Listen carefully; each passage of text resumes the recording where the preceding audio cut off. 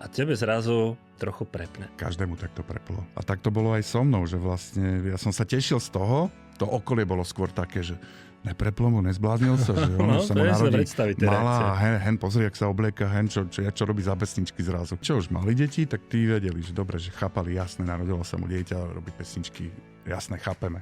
Ale tí, čo nemali, jak hovoríš, tak tí kúkali na mňa, či nejsom blázon. No.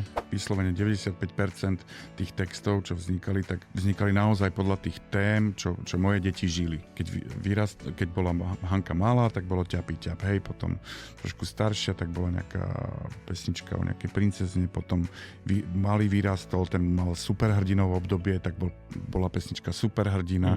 Čiže áno, je to tak, že to, čo oni žili so mnou, tak to robilo pac.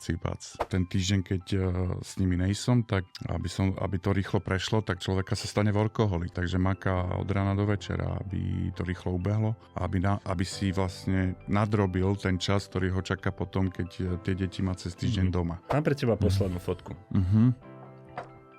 Čo to v tebe vyvolá? Pretože hovoríš, že